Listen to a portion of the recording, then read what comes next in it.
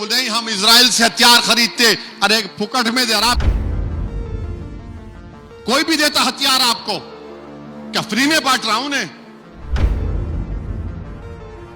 Ideology एक ही है, ज़ायनिज्म की और जो आरएसएस की आइडियोलॉजी है, नफरत के ऊपर है वो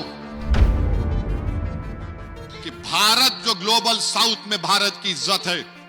इंसाफ का तकाजा यह है कि हम इजरायली हुकूमत जो यूरोप में और अमेरिका में भी लोग इससे चिढ़ते हैं, उनको हम आइसोलेट करने के बजाय आप जाकर कहें कि India stands with strong conviction with Israel. For what? 31 दिसंबर 1973 को बंबई के इजरायली कॉन्सुलेट से कौन मिलता है? नाथूराम गोडसे का भाई गोपाल गोडसे, कि ये मुसलमानों से नफरत करते हैं, इसीलिए हम इनसे मुलाकात कर रहे हैं। कि इजराइल का जो कॉन्सुलेट जनरल था वो जनसंघ के एमपीज को बोला कि पार्लियामेंट में आप सवाल उठाओ ताकि आप उस वक्त की हुकूमत को एम्बैरस कर सकें। इजराइल से जो उनकी मोहब्बत है वो सिर्फ आइडियोलॉजी की बुनियाद पर है। याद रखिए, ग्लोबल साउथ में भारत की इज्जत कम ना हो जाए। आपने जो खुलकर एक जेनोसाइडल रजीम की जो आपने तायीद की है, और ये तमाम बीजेपी आरएसएस के लोग बोल रहे हैं हम इजराइल से हथियार खरीदते। अरे फुकट में दे रहा, 20 बिलियन का हथियार खरीदे अब 2020 से 24 तक। कोई भी देता हथियार आपको, क्या फ्री में बांट रहा हूं ने? 20 बिलियन का हम हथियार खरीदे इजराइल से, तो क्या हथियार फिर खरीद के क्या करेंगे आप? ठीक है, देश की सुरक्षा के लिए, डिफेंस के लिए होगा, मगर आप इतने भी तो कमजोर नहीं हैं कि आप उनको याद दिला सकें। मुल्क से बाहर जाते तो आप बोलते कि मैं गांधी के मुल्क से आया हूं। मैं गांधी के मुल्क से अगर आया हूं तो फिर इजराइल की दहशतगर्दी पर कुछ तो बोलते। और फिर अब बोलते नहीं, बांग्लादेश में हिंदुओं से हो रहा है, उसका भी कंडेम करें, हम उसका भी तो कंडेम करें। तुम भिजा दो औरत को यहां से, मामला ठीक हो जाएगा बांग्लादेश से। मगर जो जुल्म फलस्तीनियों पर हो रहा है, और आपको बता रहा हूं, मुल्क के वजीर आजम, इजराइल से जो उनकी मोहब्बत है वो सिर्फ आइडियोलॉजी की बुनियाद पर है। और क्यों है मैं बताता हूं आपको। मैं एक मैगजीन पढ़ रहा था, कैरावान मैगजीन है, उसमें उन्होंने कहा कि 1965 में, 1965 में एक इजराइल का कौंसल जनरल उस वक्त बंबई में बैठता था, उसका नाम था पेरेट्स गॉर्डन।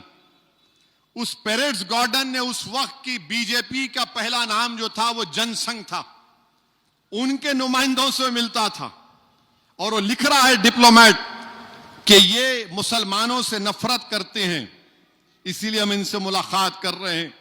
फिर 66 में उनकी फॉरेन मिनिस्ट्री ने कहा, इजराइल की इंटेलिजेंस एजेंसी उनसे कांटेक्ट में थी, जनसंघ के लोगों से।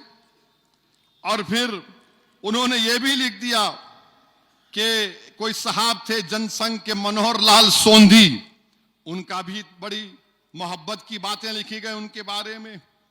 और फिर उसमें यह भी लिखा गया, माने ये सब इजराइल से उनके तमाम चीजें निकली हैं। वो डॉक्यूमेंट्स में कहा गया कि इजराइल का जो कॉन्सुलेट जनरल था वो जनसंघ के एमपीज को बोला कि पार्लियामेंट में आप सवाल उठाओ ताकि आप उस वक्त की हुकूमत को एम्बैरस कर सकें।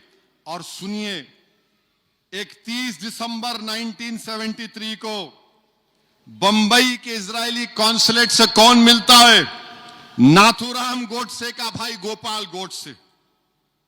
गोपाल गोडसे मिलता है, और वो खुलकर बोल रहा है कि मुसलमानों से मैं नफरत करता हूं।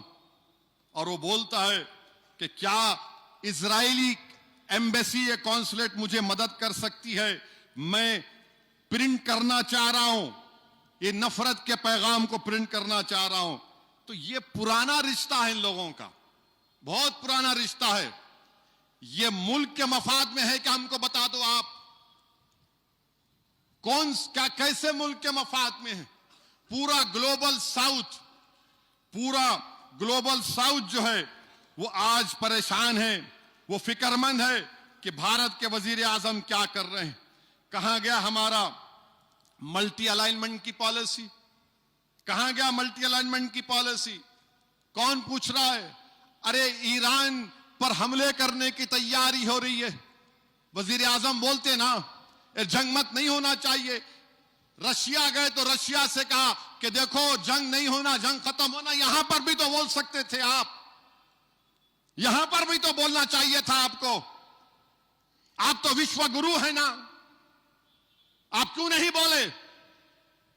400 अमेरिट्रम के फाइटर एयरक्राफ्ट तैयार हैं, 2 कैरियर तैयार हैं, आप नहीं बोलना चाह रहे।